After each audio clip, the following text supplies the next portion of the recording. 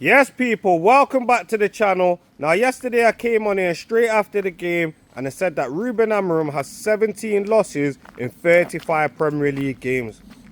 Well, I was wrong, mate. He's got 17 losses in 33 Premier League games, which means he has over a 50% loss ratio.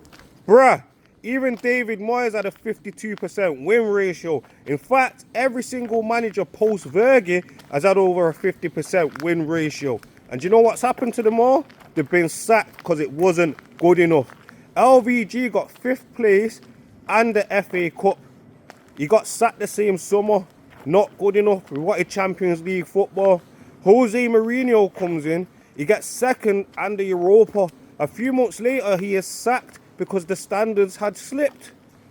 Ole Gunnar Solskjaer comes in. He gets back-to-back Champions League football, back-to-back top 3 finishes for the first time since Fergie. Guess what happens a few months later? He's sacked because the standards had slipped. Ten Hag comes in. He gets 3rd place and the Carabao. The year later, he gets our worst ever league finish. And this is where the problem for me originally started. We didn't get rid of him there. We didn't uphold the standards. And we let the trophy paper over the cracks. And I believe that was because the fans made so much noise about Ollie not winning a trophy. So, you know, the club ran with it. Oh, we won the trophy. He had injuries and we let him continue. What happened the next season? Worst ever league start. Then Ruben comes in and he continues that motion. Worst ever league finish again last year. Worst ever league start this year. Now, I'm convinced at this point that anyone that's on this Amorim in thing, they're either someone that was calling for Ollie to be out and it was, we need tactics. And now they just don't want to go against the word because they've had 2 managers back to back where we've seen tactics and the tactics ain't working and they've got no other answer. Yeah, all they are is textbook managers, tactical board managers. Yeah, or the opposite fans that are just pretending to be United fans so that we keep running ourselves into the mud. It's got to be one of the two because no one can be supporting this based off what he's doing in the job. Now, maybe you could say what he done at Sporting. Maybe you can use hypotheticals and say, oh, if this went in and that. But if we're talking about the facts and what he's actually doing, there's no way any true United supporter can be supporting this. Because what are you supporting? What are we doing here? The man has 3 wins in his last 15 Premier League games. It's not even a third. We've not even had back-to-back Premier League wins yet. We've conceded 13 goals within 7 games.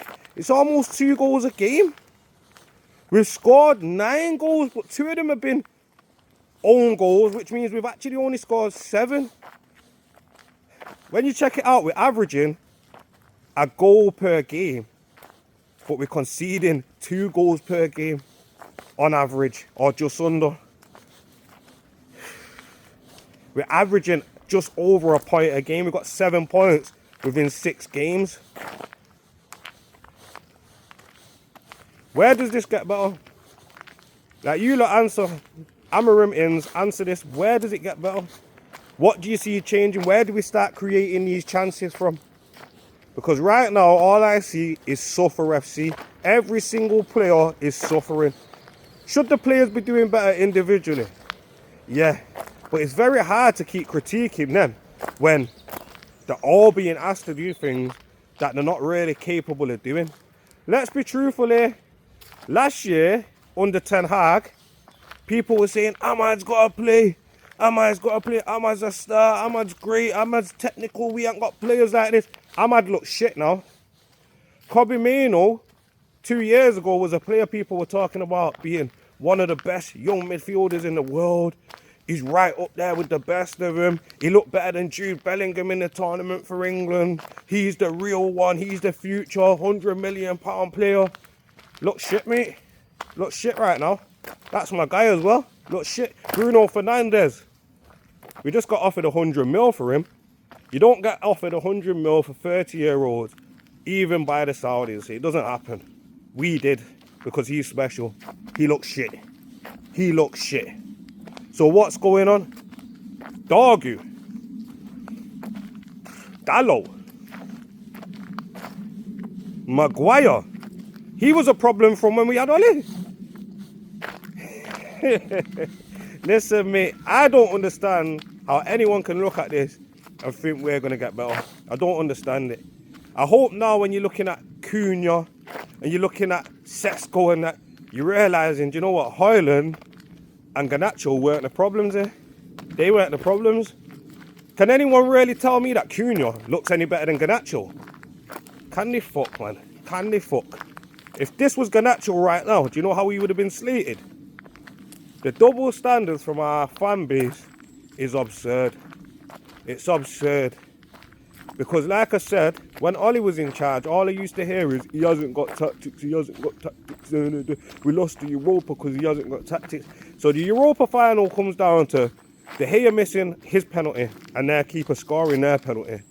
And that was all because Ollie didn't have the tactics. We shouldn't even be drawing that game. It shouldn't even go to penalties. But then yesterday now, Bruno Fernandes misses a penalty. And this is nothing to do with the tactics. He can't control if the players score their penalties or not. You see the double standards? Do you see it? But look, mate, like I told you before, if we don't get rid of him, we're going to be in a relegation battle. 100%. We're only 2 points removed from being in a relegation battle right now. Yeah, we're only 2 points away from the bottom 4, bottom 5. If Newcastle get any kind of result today, we'll be in 15th once again. There's just no improvement on any area of the pitch. There's none whatsoever. We play good at times, and we only play good when teams are not really up for it. When teams are not showing that real fight, we can play little bits of good football. But apart from that, when teams come for it, and it's got to be 50-50, and all you players have got to be up for it, and you've got to concentrate and not make mistakes, and these men can't do what the manager's asking to do. They can't do it. So what do? You either change it up or you change the man. Now he keeps saying if you want to change, you got to change the man. So Ineos, you know what to do. Until you do that, things are going to continue. And guess what? We've got Sunderland next, but straight after the international break, we've got Liverpool. And I honestly think if they don't make the big call by the international break, that game will be his last. Let me know what you guys think in the comment section. Like, share, comment and subscribe.